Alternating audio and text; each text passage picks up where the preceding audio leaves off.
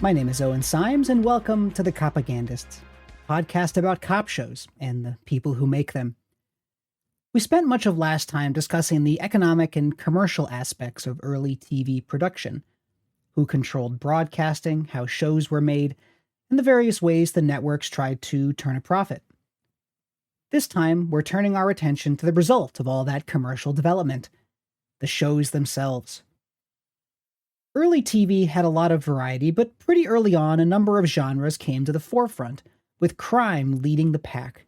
Indeed, crime filled the airwaves of early television with everything from private eye thrillers and police procedurals to tales of crooked boxing matches and mafia assassinations. This was part of a broader trend in fiction at the time, as noted by the magazine Televiser in early 1946. Crime plays are now enjoying unprecedented popularity on stage, screen, and on air. A 1951 article in Scientific American, which sampled television in New York City, found that crime dramas accounted for 10% of total programming, but 40% of all dramatic programming. The popularity of crime shows might seem obvious to us now. After all, our own TV screens are filled to the brim with crime content of one form or another, but we should pause to consider why this might be.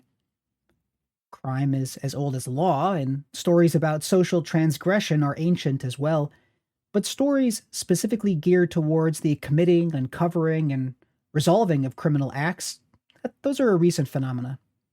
Economics certainly played its part. As the advertising model grew in prominence, airtime had to make more and more room for ads. This meant that plots had to be simplified and characters flattened. These increasingly simplified stories usually put the emphasis on action as the solution, since runtimes did not easily allow for deep character development or nuanced psychology. As a vehicle for action-oriented storytelling, crime made a lot of sense. Add to this the fact that the makers of early TV already had experience with crime thrillers. Some of the earliest Hollywood studios to begin producing content for television were the B picture studios of Poverty Row. Crime melodrama had been the preferred template for these B pictures because it was the perfect combination of cheap and compelling, and that same inexpensive allure now transferred to the small screen. The medium of television also lent itself to the police procedural.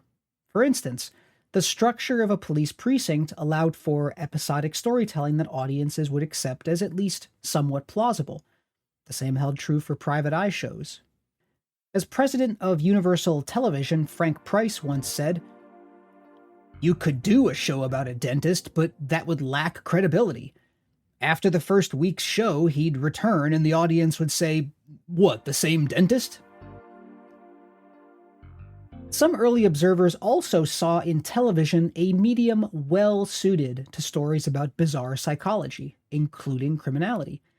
The magazine Televiser noted that through its continually moving spatial cameras, television is able to show in defocused shots, close-ups, angle shots, and surprising dollies how the world appears, the neurotic, the criminal, and the insane. Unlike the theater, it can create a subjective reality and effect subconscious identification of the viewer with the character who invades his living room. So let's cover the earliest of these shows, starting with some standalone programs from the middle of the 1940s, and then transitioning into a discussion of several episodic shows from late in the decade. All of these shows involve crime, although the police still only make up a minority of the protagonists. The main focus remains the private detective. We'll begin in 1945 on the NBC network, with the first serialized crime drama ever to air on U.S. television, The Black Angel. Based on the 1943 novel of the same name by Cornell Woolrich, it aired live over the course of 4 Sundays. Notes historian Alan Glover, this was an early attempt by NBC to capitalize on the popularity of crime drama. In seizing upon Woolrich's book, as of yet undiscovered by Hollywood, the network sought to align its ambitious slate of forthcoming dramatic productions with a type of dark melodrama already proved popular on radio and quickly gaining momentum in cinema. The story itself followed a woman known to her husband as Angel Face, who one day notices that her paramour has stopped using that pet name. Suspecting infidelity, she uncovers the existence of another woman and finds her dead, murdered. Her husband is convicted of the crime, and the rest of the story chronicles Angel Face and her efforts to prove her husband's innocence. Its writer-director described the story as a natural fit for television production, inasmuch as it is a psychological drama and therefore perfectly adaptable to the new medium. Black Angel decisively influenced the next decade of TV drama. Not only did it provide an early template for televised police procedurals, but it was also an early example of data-driven entertainment. In order to gauge the public response to this show, NBC distributed surveys to viewers in the New York area, approximately 5,000 households with televisions. In these surveys, the network invited comments regarding the quality of the programming. Viewers responded positively, giving NBC further impetus to create more crime content.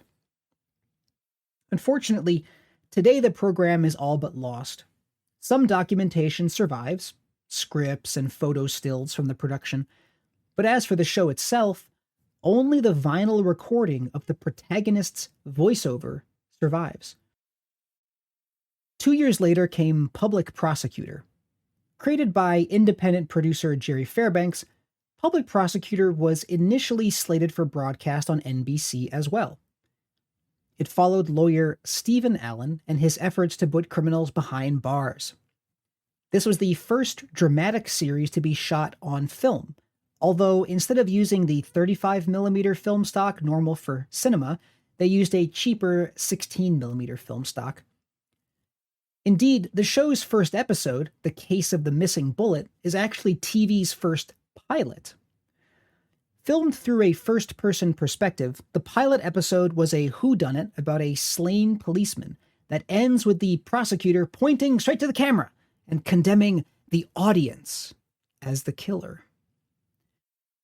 After finishing the pilot, Fairbanks went to NBC and pitched the idea of shooting the entire series on film, rather than doing it live.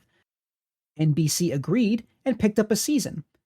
Fairbanks went back to Hollywood, hired prolific B-movie director Lou Landers, and completed 26 episodes that ran about 17 and a half minutes long. The presumption was that this would be part of a 20-minute time block on NBC's schedule. This had been a common format in radio, although by this point, television broadcasters were already beginning to lean towards the adoption of a 30-minute time slot. Because of this transition, NBC ultimately chose not to air any of the episodes of Public Prosecutor. Instead, the shows would air in syndication on the short-lived DuMont network from late 1951 through early 1952.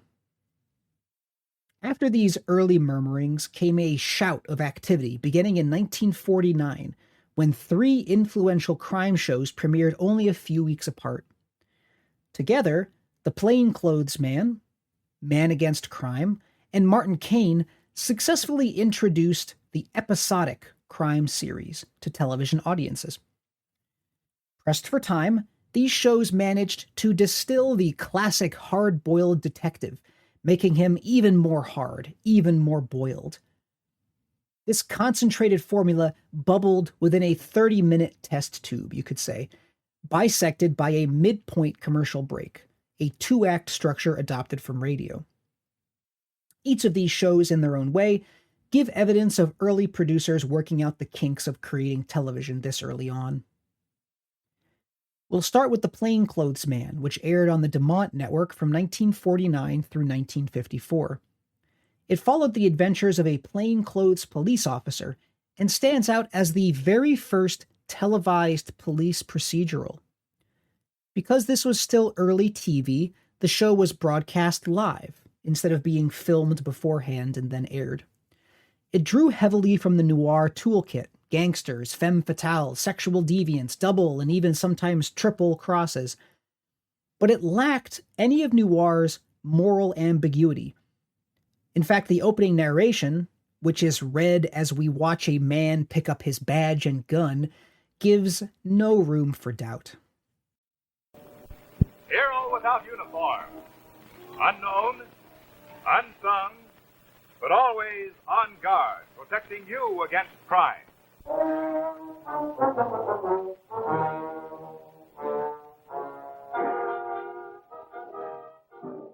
The most startling artistic choice of the show remains the camera itself, which viewed the action mostly from a first-person perspective.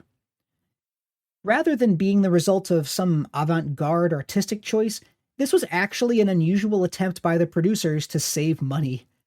Instead of paying for an actor to, stand in front of the camera and act, the man would be relegated to a disembodied narrator, which allowed for the actor to be paid less, and inadvertently gave the show a surprisingly experimental feel. And it continued in the vein of the semi-documentary realism that we discovered last week in a couple of ways. Obviously, it adhered closely to the perspective of the police. I mean, so closely that the camera was literally melded into the police protagonist. Moreover, as noted by reviewers at the time, the plots were less melodramatic and more down-to-earth than some of the noir contemporaries. Its realism was so lauded that reportedly staff photographers of one big city tabloid actually voted it the most authentic mystery on television. Another city's police force apparently showed episodes to trainees as part of their education. Nevertheless, two things prevented this show from being as influential as Dragnet would ultimately be. The first is the simple fact that it aired on the DuMont network, which went belly up in 1956, less than a decade after it first launched. Secondly, the Plainclothes Man, because it was filmed live and in a first-person perspective, just didn't really have a way to be effectively syndicated. Recordings were made of some live broadcast through a process called kinescoping, but these were low quality. Moreover, the camera style was simply too experimental for its appeal to last very long. It didn't have a broad appeal. So, because this show had the bad luck to air on a soon-to-be-defunct network, and to be produced in ways anathema to syndication, it didn't last very long, and it's been all but lost to time. Only a handful of episodes survive today. Next, we have Man Against Crime, which aired on CBS from 1949 through 53, and then on NBC and DuMont from 1953 through 54. Man Against Crime followed private detective Mike Barnett, defender of the oppressed and a fearless fighter for common justice, as he investigated his way through the underworld of New York City. Of interest to us are three things: the sponsor, the broadcast history, and a particular quirk of its production. Like many crime shows at this time, Man Against Crime was sponsored by the act of smoking, in this case, R.J. Reynolds Tobacco Company, makers of the Camel cigarette. We touched last time on the impact that sponsors could have on what was broadcast, and the same held true here. A memo from the ad agency representing Reynolds specified that on this show, do not have the heavy or any disreputable person smoking a cigarette. Do not associate the smoking of cigarettes with undesirable scenes or situations, plot-wise. The broadcast history of this show is noteworthy, but not because it's common, like with the sponsorship, but because it's unusual, and for two reasons. The first is that, while the show began life on the CBS network, its later episodes ended up elsewhere. Now, it's not unheard of for one network to pick up the canceled show of another, although in this case, both NBC and DuMont aired subsequent episodes, one of the first times that a show was simulcast in this manner. This occurred through pure chance. NBC originally picked up the show, but around 10 of its urban stations actually had no room for it on their programming schedule. The DuMont network had the room, so it aired the show in those specific cities. In the realm of actual production, Man Against Crime highlights some of the early pitfalls that producers faced when trying to adapt existing radio formats and radio methods to television. And this went down to something as basic as understanding how long something took to produce.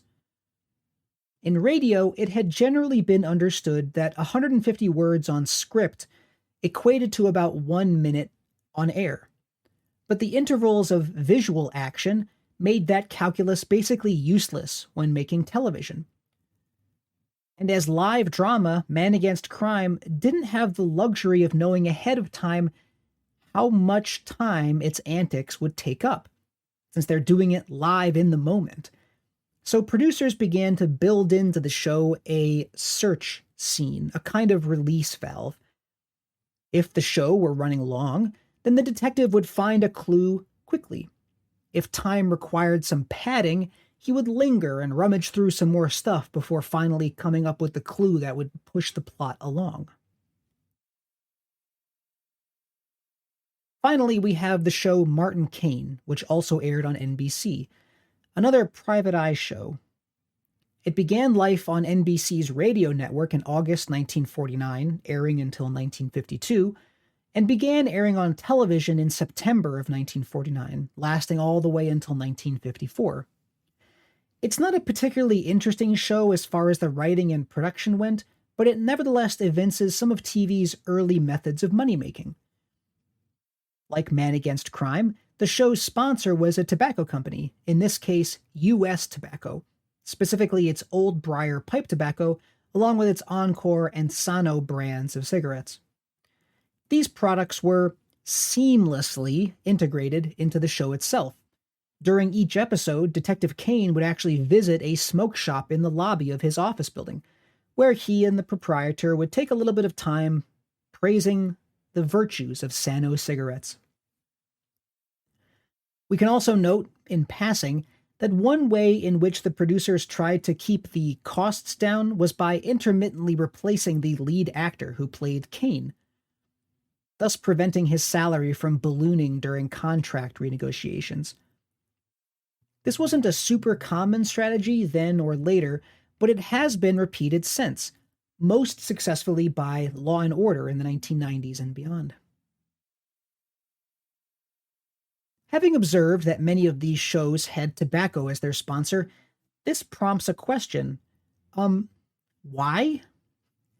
Well, beyond the fact that tobacco companies just had a shitload of money to throw around, it turns out that these sponsors felt that action was the best way to keep people's attention, and the most eye-retaining form of action was chaotic, murderous, deadly. The William Etsy agency, which represented Reynolds Tobacco, actually sent out a memo to the writers of Man Against Crime, outlining what they wanted to see. It has been found that we retain audience interest best when our story is concerned with murder. Therefore, although other crimes may be introduced, somebody must be murdered, preferably early, with the threat of more violence to come. Now, it's that subject of violence that we have to turn to next, and the reaction that it received among a large section of the U.S. populace.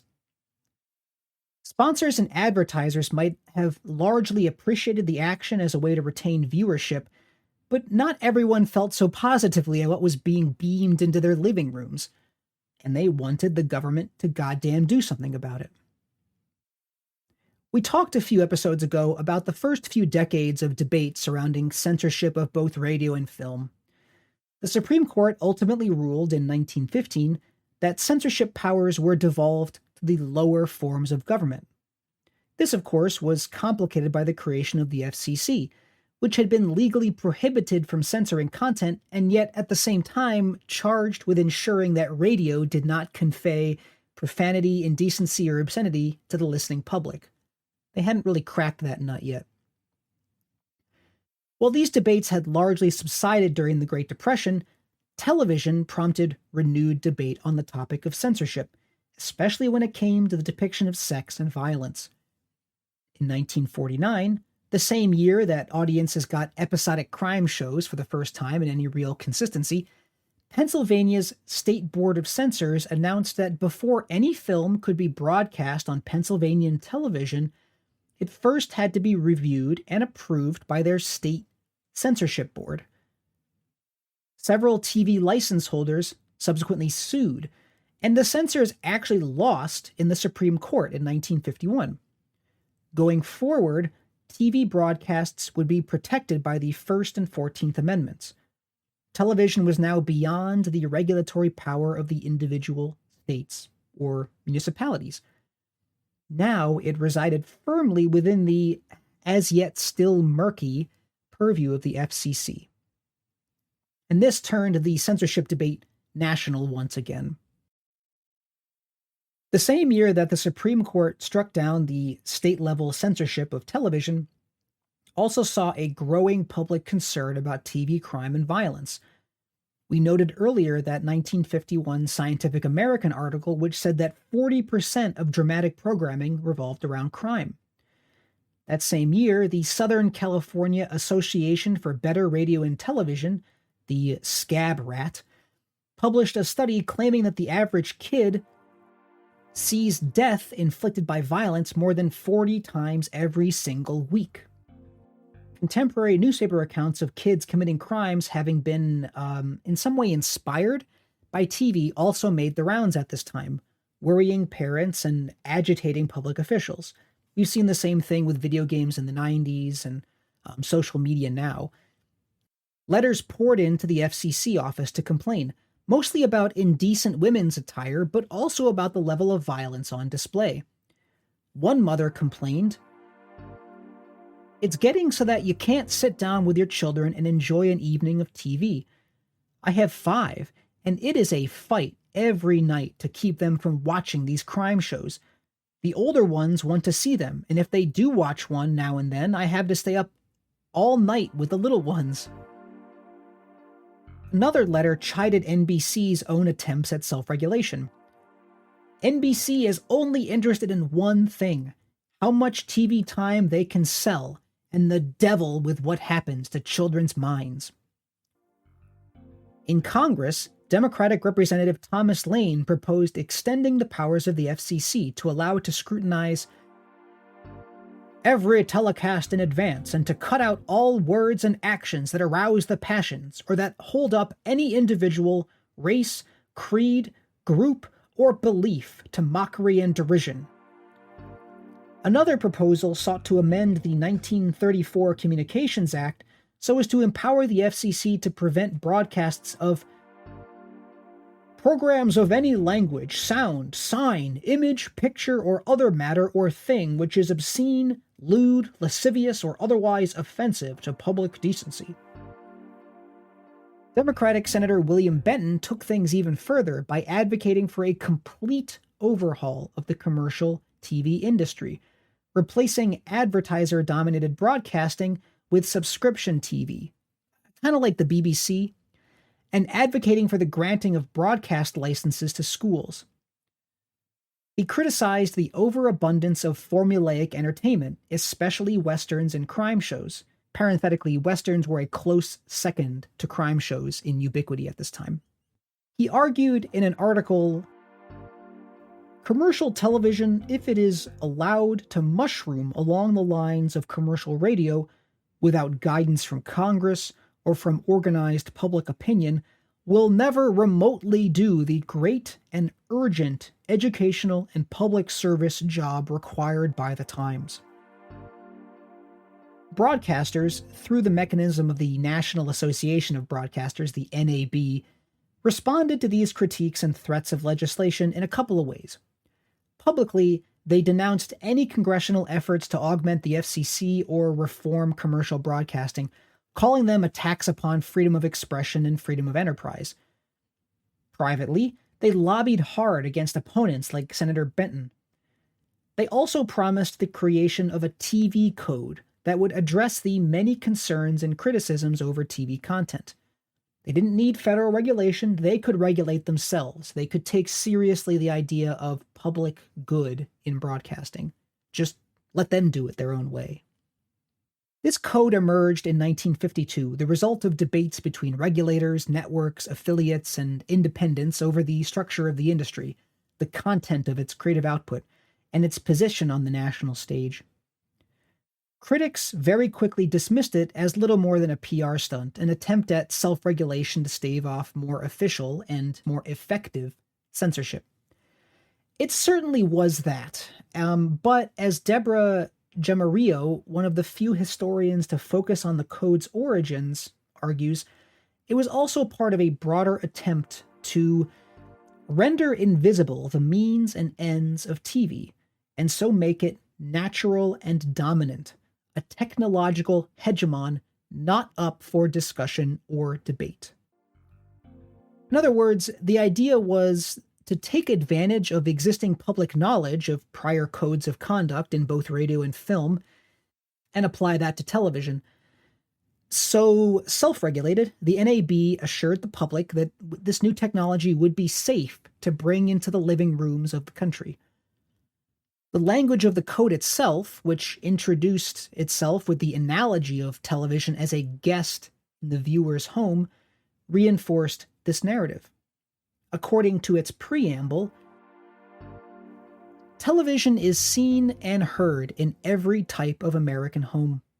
These homes include children and adults of all ages, embrace all races and all varieties of religious faith, and reach those of every educational background. It is the responsibility of television to bear constantly in mind that the audience is primarily a home audience, and consequently, that television's relationship to the viewers is that between guest and host. This was also reinforced by the very titles of the code's various sections, which included such high-minded phrases as advancement of education and culture, acceptability of program material, responsibility toward children, decency and decorum in production, community responsibility. Clearly, the code told its readers this was an industry that took civic responsibility seriously and wanted you, the viewer, to know it. Through such standardization of industry practices, broadcasters hope to win over the U.S. public and keep government regulators at bay, normalizing corporate-owned, for-profit television by making it appear to value both private profit and public interest. Despite what the NAB said, however, problems were immediately apparent with this new code. While written like a document of enforceable rules, it was actually little more than a series of suggestions. Participating broadcasters might have their code seal of approval revoked if they violated the guidelines, but first of all, that could be appealed, and second of all, it didn't necessarily entail any additional consequences. In fact, removal of the NAB seal had no bearing on potential FCC license removal, the only thing that really mattered to broadcasters. So, in other words, the code carried no real political or economic penalty. In this way, it actually mirrored its radio predecessor quite closely. With the NAB code little more than a flimsy shield against national criticism, the networks were left to their own devices when it came to effecting censorship. NBC led the way in this regard, as it had maintained its own continuity acceptance department since 1934. By the late 1940s, it began publishing its Manual of NBC Program Policies in order to show the nation that it took the idea of ensuring the decency of its broadcasts seriously. And this was not mere PR fluff either. As an early example of the strange effects that network censors could have on the finished product, one producer recalled a 1951 episode of the Kraft Television Theater where the censors, the program practice department, told him, "You can't use the word pregnant, but you can add a line to the script that says you are adding another room to the house, or are converting the office to a bedroom for a newcomer, and that would connote that the family was about to have a baby." Networks also tried to rebuff complaints about violence by airing their crime thrillers and murder mysteries when children were less likely to view them. NBC, for instance, stated specifically in its manual, no series of crime and mystery-type programs is broadcast over NBC before 9:30 p.m. Eastern Time. In addition to the networks, sponsors were also not afraid to exert censorious energy, although this was less because of any kind of social problem as much as it was defending their product or even their industry from calumny. As summarized by producer Al Morgan in a 1959 article in Playboy magazine, in a quiet, unspectacular way, this particular Big Brother has taken over the picture tube of the TV set in your living room. He has more power over what you see or don't than any censor in history. He has, whenever he wants to use it, enough power to control, for his own special interest, what comes into the 44 million homes in America with TV sets. That's enough power even for a Kubla Khan. As examples, Morgan cites a gas company possibly having the words gas chamber excised from a broadcast of Judgment at Nuremberg, which is about the Holocaust. In another example, the Chrysler Building in New York City was blotted out of the skyline on a show that was sponsored by the Ford Motor Company. In a third, Rod Serling's Emmett Till script, called Noon at Doomsday, was changed so thoroughly at the hands of the sponsor censor, like moving the locale from the South to New England and not having a single black person in the cast, as to be utterly unrecognizable. Finally, Al Morgan quotes a letter one TV producer received from a particularly unhappy sponsor. "We are aiming at a corporate image. We want to create the friendliest image possible. We want to avoid controversy. We do not want to give offense or build up in the mind of the viewer an unfriendly attitude towards our product. In other words, I don't give a good goddamn what the ending I want does to your show dramatically. Your ending is controversial. That makes it wrong. If it offends just one slob somewhere with half a buck in his pocket for my product, it's wrong and it goes out. End of argument." Now, these sponsors clearly liked action because it grabbed attention, and they could live with crime drama as the vehicle for that action because, hey, the good guys still won in the end. Who cares if they achieved victory violently? It should come as no surprise, then, that these action-loving ad men would come into conflict with the network censors, who were primarily concerned with keeping controversy to a minimum and making the network seem like a public good.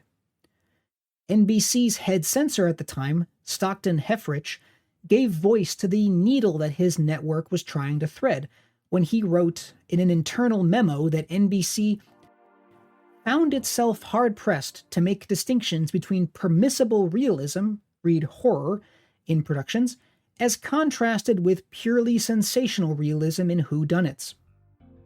His memo ultimately blamed advertisers for the growing TV violence controversy. They loved the cheap-to-produce thrills. But since they were the real audience for commercial television, they often succeeded in overruling the network censors themselves. The controversy over TV content continued to heat up throughout the 1950s, finally boiling over in the following decade with the meteoric popularity of The Untouchables. This show prompted a round of congressional hearings, which included the publication of internal production documents that seriously embarrassed the TV industry. One document, part of a series of script notes and amendments for the 26th episode of the first season, The Underworld Bank, exemplifies both the continued power of sponsors and the growth of generalized advertising. On page 21, section 51, don't have too many dirty ashtrays full of cigarette stubs. Sponsor objection. On page 40, section 85, delete the way Johnny kills Mrs. Zagano. As described, it's not acceptable. If we don't see the cord that he uses, if his back covers the action and she drops to the floor, we can try it. Delete the scream and any gurgles. There's a commercial coming up. Page 53, section 111. I think killing 5 people in this last scene would be deemed unnecessary violence. Try to cut down on the killings, please. 3 or 4 are killed. In the end, however, the censorship problem, the violence question, would not go away. Despite the creation of national rules of conduct by the NAB, the work of internal network censors and schedulers, the caprice of individual sponsors, and the thunderclap of politicians, crime and violence continued to be broadcast across the land. As one private citizen summarized after the TV code's adoption, there is a seal that each of the television stations carries. It is the National Association of Broadcasters. There are 4 things written on the seal: entertainment, education, culture, and information. Television has given none of these things to the American people. Only when JFK assumed office and put in place a new head of the FCC did the industry really try to adjust itself. That's a story, however, that will have to wait. In the meantime, we have finally established enough context that we can talk about Jack Webb himself. We have a profit-driven industry in place, we have sponsors and stations both hungry for content, and we finally have a Hollywood that's on board with making TV. State and local regulators have been defeated, industry self-regulation has replaced it, and the FCC remains, for now, happy to cooperate with broadcasters. Finally, we have crime shows flooding the airwaves, although the police remain rather peripheral to all the action.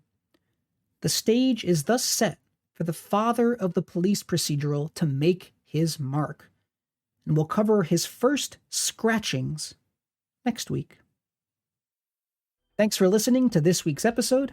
Sources are in the show notes. You can find an essay version of this script complete with detailed citations on my Substack at substack.com/@OwenSimes. You can also find me at Blue Sky, Owen-Simes, YouTube at Integral History, and check out my book, He Was Our Man in Washington, A History of the Obama Years. Music by Carl Casey at White Bat Audio. See you next time.